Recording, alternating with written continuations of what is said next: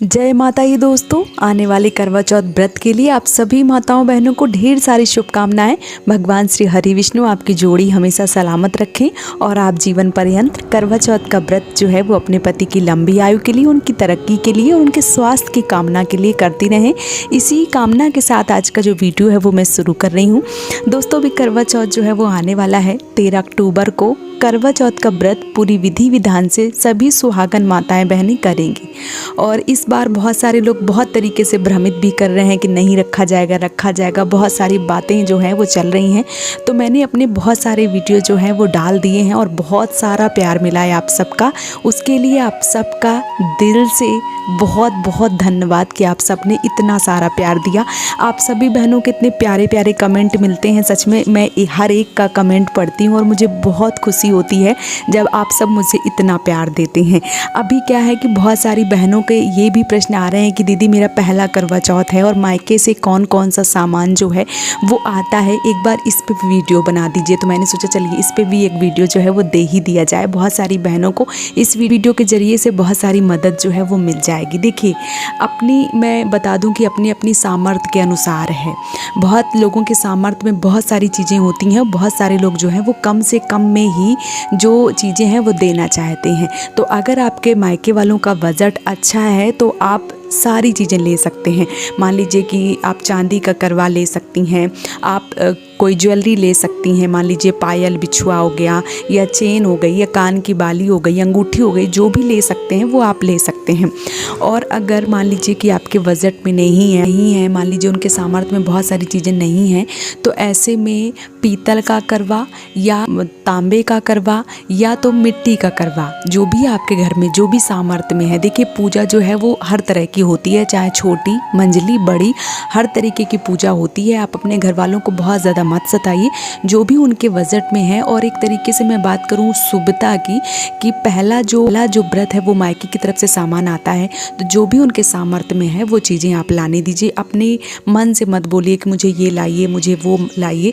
जितना उनके बजट में है उस हिसाब से लाइए। जैसे मान लीजिए कि उनके अगर बजट में है तो पीतल का, उनके बजट में है तो तांबे का, उनके बजट में है तो चांदी का, उनके बजट में अगर मिट्टी का करवा है तो वो भी शुभता का प्रतीक है, आप वो भी मंगवा सकती हैं। या जो भी मायके वाले सुन रहे हैं अगर देना चाहते हैं तो आप मिट्टी का करवा भी दे सकते हैं।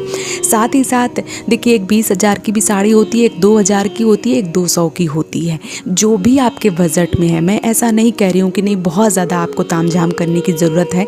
आप जितना दे सकते हैं और जितने सामर्थ्य है आपकी, ऐसा नहीं है कि आप दूसरों के दिखाने के चक्कर में, या बहन ने बोल दिया या बेटी ने बोल दिया तो आप दूसरों के घर से मांग के पैसे लाएं, वो करें, वो चीज़ अच्छी नहीं है। उसके लिए मैं कभी नहीं बोलूँगी आप सबसे। जो भी आपके सामर्थ्य में है, 200 की, 500 की, 1000 की, 2000 की, वो साड़ी आप ले लीजिए।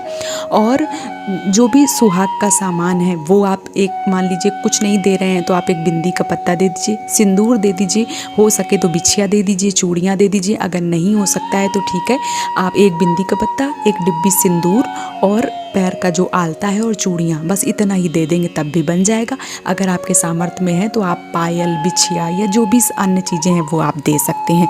मिठाई का डब्बा दे सकते हैं, सामर्थ्य में है तो आप 5-7 डिब्बा, 11 डब्बा कर दें। नहीं है सामर्थ्य में तो एक डब्बा 250 ग्राम का, 100 ग्राम का, 200 ग्राम का, आधा किलो का, जितना भी बन जाता है उतना आप दे दीजिए। साथ ही साथ अगर आपके सामर्थ्य में है तो मेवा दे दीजिए। अगर आपके सामर्थ्य में है तो दे दीजिए, नहीं है तो कोई बात नहीं।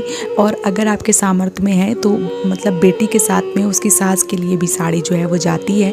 अगर आपके सामर्थ्य में है तो दे दीजिए, नहीं सामर्थ्य में है तो आप अपनी बेटी को ही जो देना चाहते हैं उस हिसाब से आप दे सकते हैं। जितना आपके बजट में है उस हिसाब से आप दे सकते हैं।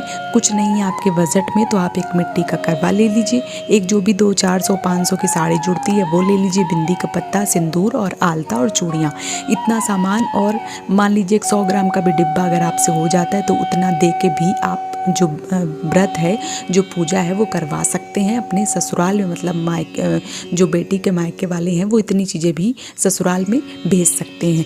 और अगर बहुत ज़्यादा मतलब कमी है, नहीं दे सकते हैं, तो आप साड़ी की जगह एक ब्लाउज पीस भी रख सकते हैं। जो भी आपके सामर्थ्य में है, कम से कम सामान भी दिया जाता है और ज़्यादा से ज़्यादा भी सामान दिया जाता है। जितना भी आपके बजट में है उस हिसाब से आप कर सकते हैं। तो ये रही जानकारी। उम्मीद करती हूँ कि आपको पसंद आया होगा। वीडियो पसंद आया है तो चैनल को सब्सक्राइब और वीडियो को लाइक करना बिल्कुल भी ना भूलें। आप सब माताओं बहनों को करवा चौथ व्रत की ढेर सारी शुभकामनाएं।